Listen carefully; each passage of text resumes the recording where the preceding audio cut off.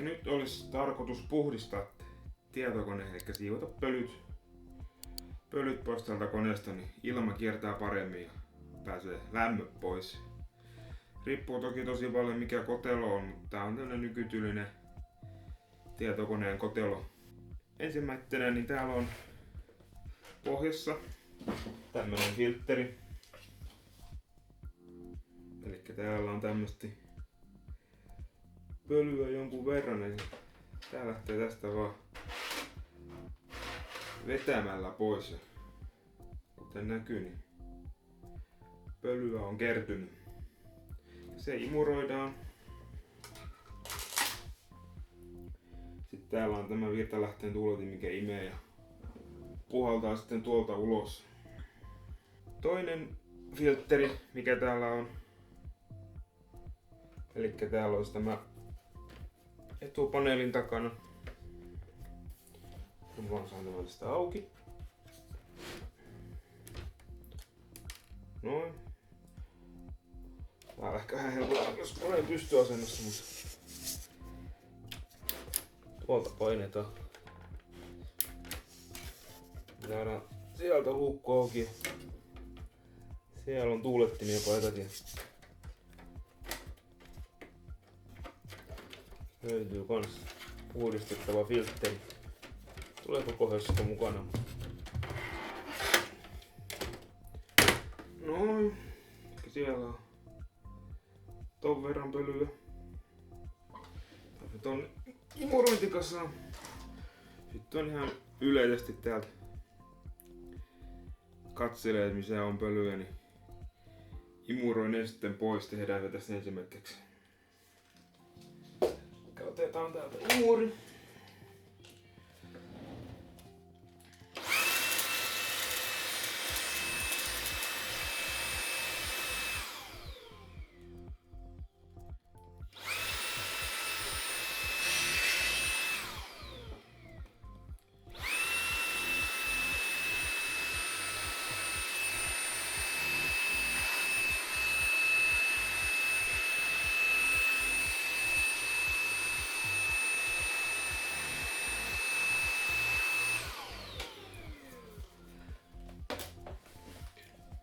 Sitten yksi mikä kannattaa yleensä aina silloin täällä puhdistaa on tämä professorijäähy. Riippuen mikä professori on, niin se on joko ruuvella tai sitten siellä on semmonen musta vipu mikä vaan käännetään. Sen saa sieltä sitten pois. Tuulettimen johto irti. Sieltä irto. Eli nämä välit tästä kun imuroi ja itse tuuletin. Välillä tuo pöly on tuossa reunassa niin piukas, täytyy ihan jollain mikrokuituliinalla tai jollain se putsata. Ja uudet tahnat täytyy tietenkin laittaa, kun pistää. Ja kannattaakin, että lämpöominaisuudet huononee ajan myötä. Sitten yksi, mikä kannattaa myös käyttää irti, on näytönohjain. Sitä ei välttämättä näe, mihin se pöly on jäänyt tonne väliin.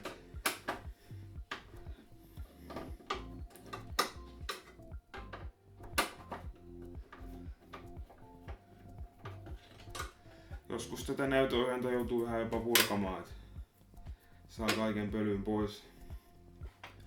Tuolla. Lukituspainike. Painetaan sieltä ja kevyesti vedetään, niin se tulee sieltä slotistaan ulos. Tässä nyt ei ihan hirveästi näyttäisi olevan, voi vähän eri kulmis katsella. Sama vaivaan kun sen ottaa ulos, niin imaisee siitä suurimmat.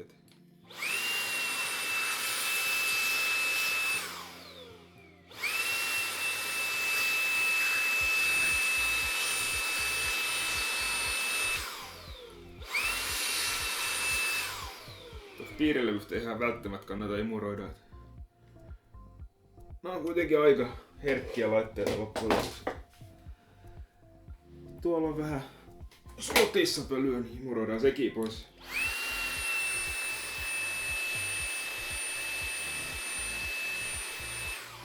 Hirveän hyvin lähde, kun on tämmöstä hienoja kosmot. yritetty ainakin. Laitetaan näytöohjaajan takaisin paikkaansa. Eli vaan painetaan ja tuolta menee tommonen hakanen kiinni. Niin se on siellä ja ruudut perään.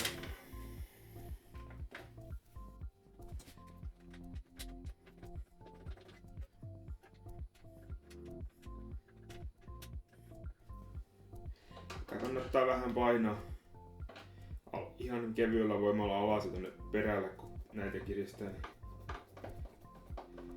Tulee sit kunnolla toi liitin tonne emolevyyn. Ei ruppea kummittelemaan. Ja sit täytyy muistaa virtajohtoa.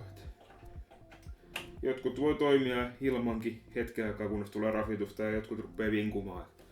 Se on ihan valmistajakohtaista. Imuroidaan nää suodattimet.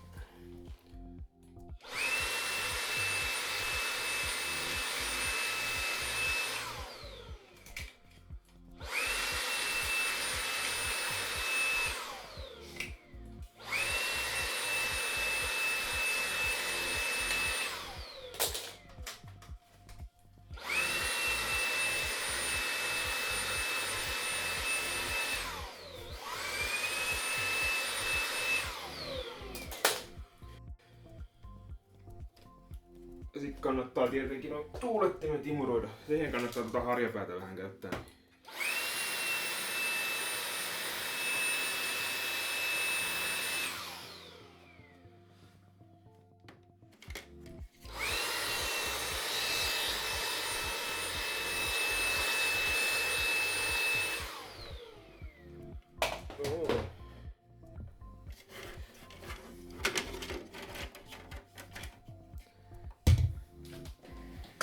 Ja nämä suodattimet menee ihan samalla tavalla takaisin, työntää vaan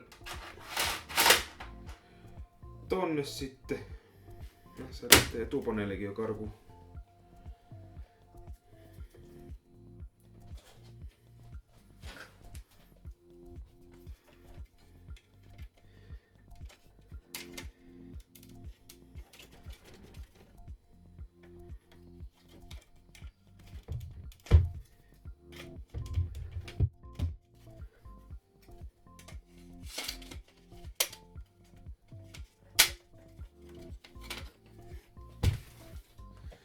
Noin ikästä.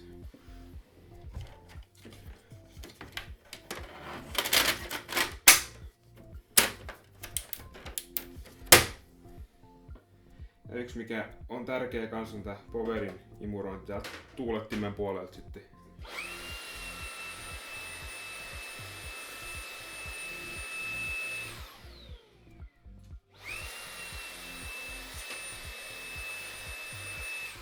Tulee sitten kaikkialta pölyt pois. Eli siinä tommonen nopea pääpiirteittäinen siivous. Tuolla nyt pärjää, kun ton tekee ehkä parin kuukauden välein, riippuu kun pölyisissä olosuhteissa tietokone on, mutta tommonen ihan perus. Nyt jos tuolla näyttiksessä näyttää, että siellä rivojen välissä on kunnolla tavaraa, niin sit se kannattaa ottaa muovikuori ainakin pois ja olla totta kai varovainen ja maadottaa itseensä, ettei sitä mitään piikkejä tonne näyttikseen sit se hajoaa.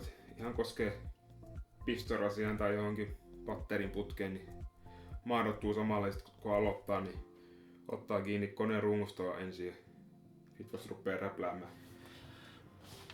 No niin, siellä se nyt sit pyörii iloisena ja puhtaana ja taas kelpaa mennä ainakin pari kuukautta ennen kuin tarvitsee pelkät pölyt siivota.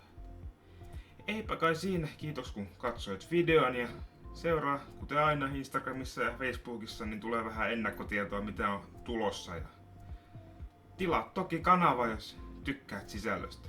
Se on, moi!